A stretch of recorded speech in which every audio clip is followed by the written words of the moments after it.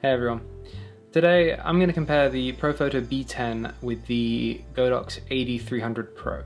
Superficially, these are very similar flashes, and because of that I'm going to skip some specifications on the two units where I don't think they'll form part of a buying decision for anyone. They certainly didn't form part of the buying decision for me. At the end, I'm going to tell you which I decided to go with and why. Build quality and overall design. The build quality and the industrial design are probably the hardest ones for me to talk about in any level of depth.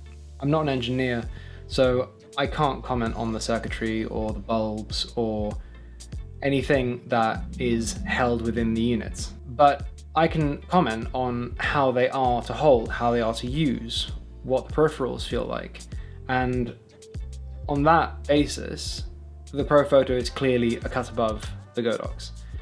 Every single aspect of the Profoto is nicer and feels more premium than the Godox.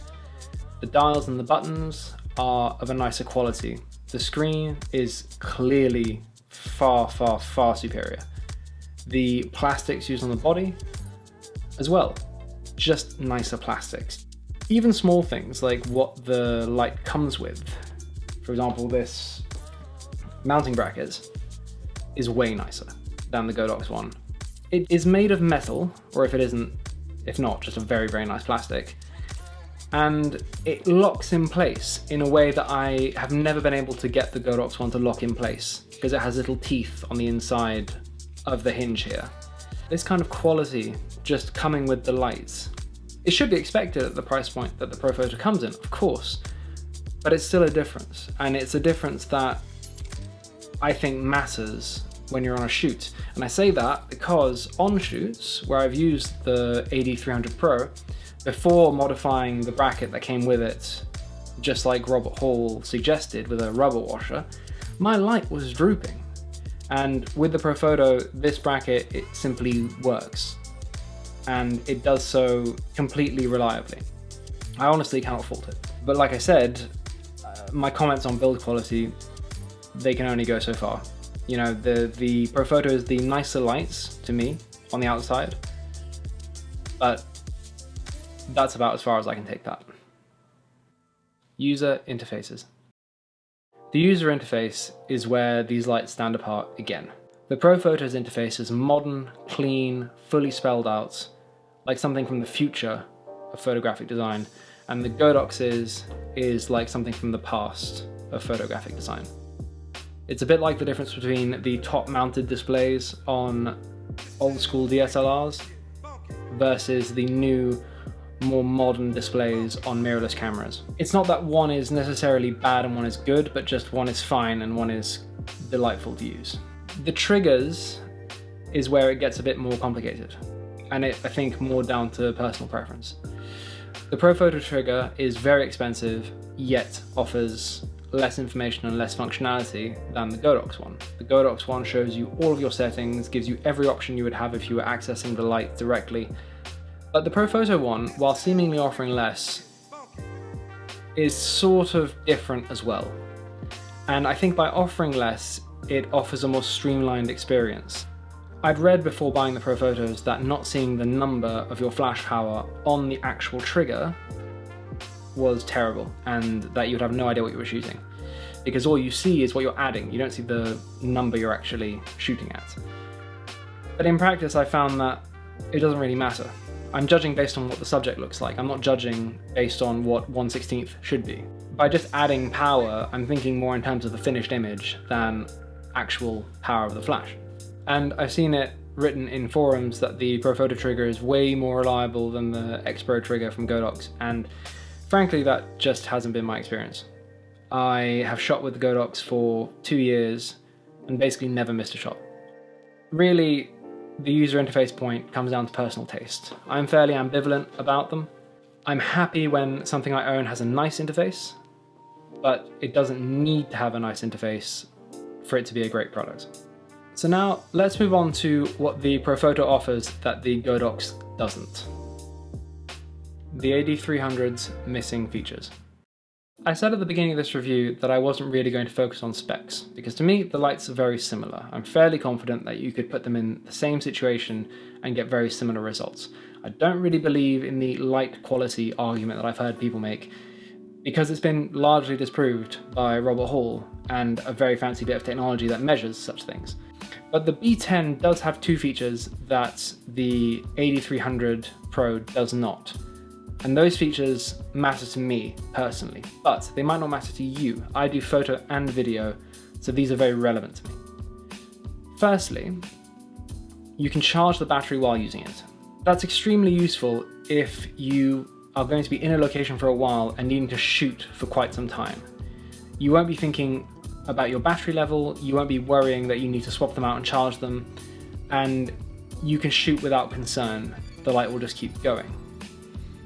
And secondly, the video lights function, or just the very bright modeling lights, is actually useful. It's not very bright, but it's enough to be a nice little hair light, as it's here, and it's plugged in, as you can see the charger here attached to the stand. And that kind of dual function is very appealing to me.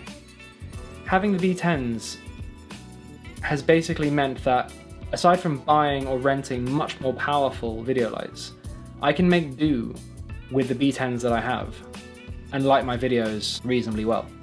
Having those two things together mean the Profoto is just more likely to get used and more likely to make a contribution to my work than the AD300 is, in a wider variety of situations. The cost. What someone is willing to spend on a new bit of gear depends on a lot of factors. Where your business is at, how much value you think you're going to get out of it, and whether you can charge it back to clients every single time you use it. Now, I've mentioned before that the value I'm getting out of these goes across photo and video. And I like the functionality, I like the design, the build quality, it's all there for me in terms of spending a bit more. After all, I can understand why they might cost more. The light itself is made in Sweden. Sweden has higher labour costs, higher taxes, higher rents.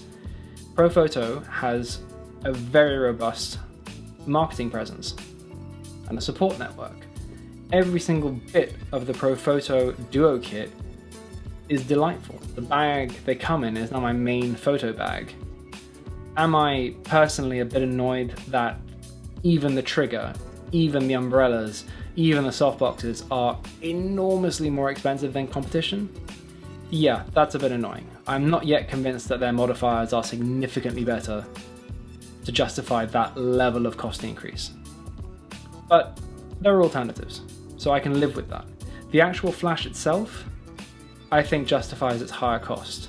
But that's not to say, again, that the Profoto is much, much, much better than the Godox at the basics.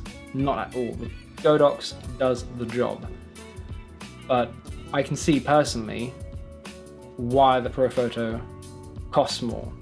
And I can understand why. And I think it is, for the most part, justified. Why I choose Profoto. I think it's pretty clear from what I've said before which light I prefer, but the reason I prefer the B10 is down to more than specs. First of all, in general, if I can afford to buy a nicer product that's more delightful to use, better built, I will do that. Second, I just like Profoto more as a company. I find their masterclasses, their community outreach, their video explainers, the behind the scenes stuff better than Godox's.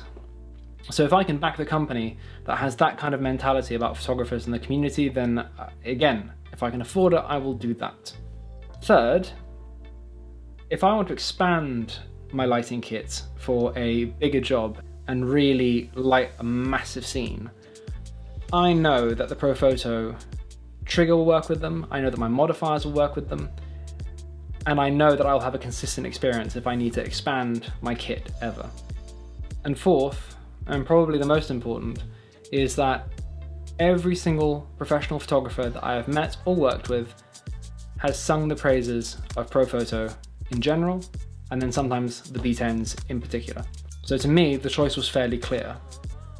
Partly based on the fact that I could afford to do this, and partly based on the fact that they came so highly recommended from people I respect.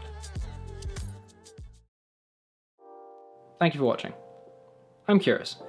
In the comments below, let me know if made in China versus made in Sweden means anything to you, and whether you're willing to pay 5 times more for a better build quality and user experience, even if the raw spec is basically the same or even slightly worse in some situations.